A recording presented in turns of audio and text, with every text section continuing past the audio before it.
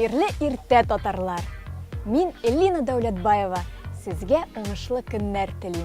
Бүгенге тапшыруда безнең кунагыбыз Данир Сабиров үзенең шаян күчтәнәчләрен алып килде. Бүген 4 ноябрь. Бөтен Рәсәйдә Халыклар бердәмлеге көне бәйрәм ителә. Бу көн илебез тарихына хөрмәт белдерү һәм аның данлыклы традицияләрен дәвам иттерүнең бер күркәм билгесе. Чыннан да, бу бәйрәм татарлар өчен бик әһәмиятле. Чөнки татарлар Рәсәйдә сан ягыннан икенче урында. Хөрмәтле дуслар, мин Татарстанның яшь өметле артисты дип әйтәләр инде апалар Данир Сабиров һәм барчагызга да хәерле иртә дип телисем килә. Хәзердә Салават абый белән шулай балачактан ук соклангангамысың инде. Хәзер үзе гел югыйсә кунакка кил, иркенләп сөйләшеп утырабыз ди. Алай да хәзер дә каушыйм мин кай вакыт телефоннан шалтыратканда аңа.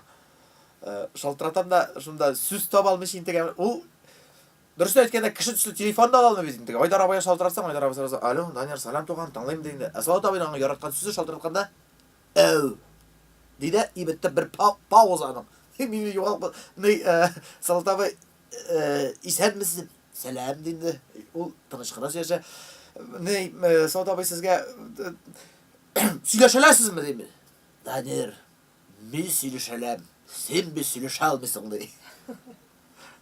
Шушы бәйрәм уңаеннан табыннарыгызны тагын да ямьләндереп җибәрер өчен бездән сезгә традицион рецепт.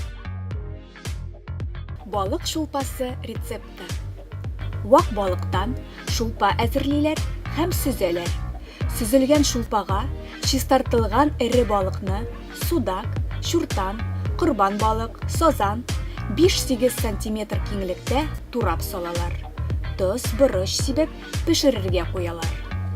Пешкән балыкны тишекле зур чүмеч белән шулпадан алгач, шулпаны тагын бер кат сөзәләр һәм эре итеп туралган бәрәңге, вак башлы суган, пешеп җиткәндә генә дәфнә яфрагы салып, ашны өлгертәләр.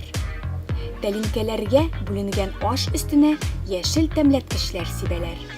Пешкән балыкны аерым куялар. Ә бүгенгә без сезнең белән сау буллашабыз. Киләсе очрашуларга кадәр.